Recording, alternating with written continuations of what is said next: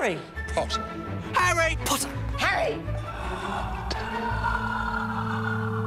Mr. Potter.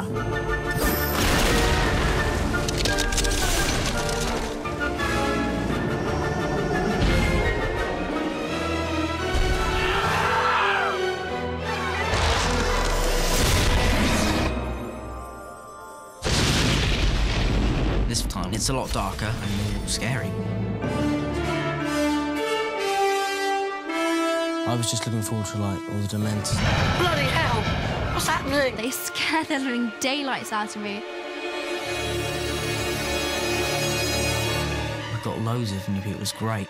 Gary Oldman playing Sirius Black. I'm this dark sort of figure who has escaped from Azkaban, and I'm after Potter. Emma Thompson playing Professor Trelawney. She sees into the future all the time. I think that she's a bit of a charlatan, really. David Thewlis playing Professor Lupin. He's certainly the kindest of the Defence Against the Dark Arts teachers we've seen so far, who also has his dark secret. We have Michael Gambon as Dumbledore. He's the powerful, good Dumbledore, the one you can lean on. There's a new take on Hagrid. There is a great development that Hagrid has been taken on as staff. He is Professor Hagrid. How am I doing my first day? Brilliant, Professor. I just love the creatures from this film as well. There's the new director. He came with a lot of new ideas for all of us. The camera is going to move into a very wide shot of Hogsmeade, of you two guys walking. I want to try to tell the movie with a style where it was as fluid as possible. As if the camera comes, say, okay, give me your hand, and the camera just takes you through the whole ride, from the first frame to the last frame. I wanted to make absolutely certain we were continuing to be faithful to the books, but at the same time, we're giving each director who comes in a little more freedom. Alfonso was very respectful of the world that Chris Columbus had created. And another quality that unites Chris and Alfonso is that they both are children at heart. And I think they brought that childlike sense of wonder to the films. You see, it's going down. Wind, you look straight, and this Dementor is coming right after you. I really wanted to do is to do it more contemporary. This film takes place in 2004, so we crafted costumes that they wear in a more contemporary way. She's in jeans. Yes, yes, I'm in jeans. Thank God, and not another one of those skirts. And the itchy jumpers. It's improved so much. The uniform's kind of a bit more relaxed, like ties a bit looser, shirts untucked. And that was kind of like Alfonso's idea. It just really seemed like a natural development.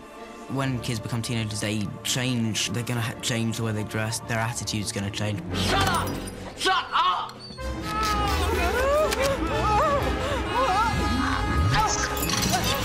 I think in the first two films, Harry was slightly nervous about actually really making a stand towards the Dursleys, but in this film, there's a major stand towards the Dursleys.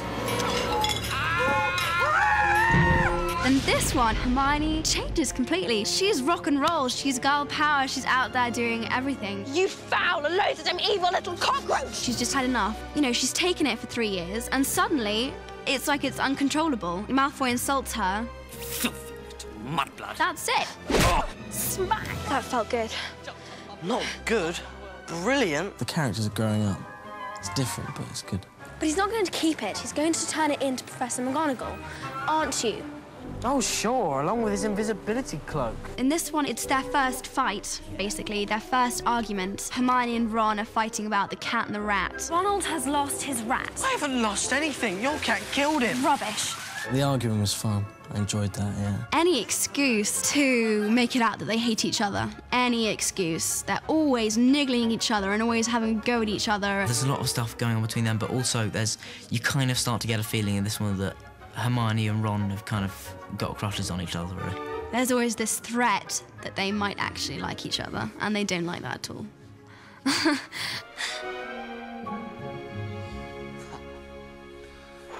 You are in danger. Grave danger.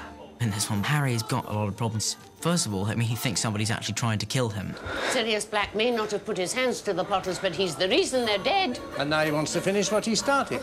I am imprisoned in Azkaban and escape, and I guess everybody thinks that I, in fact, went to the dark side. You immediately are frightened of him. You think this guy is what everyone is saying. He's a murderous, raving lunatic.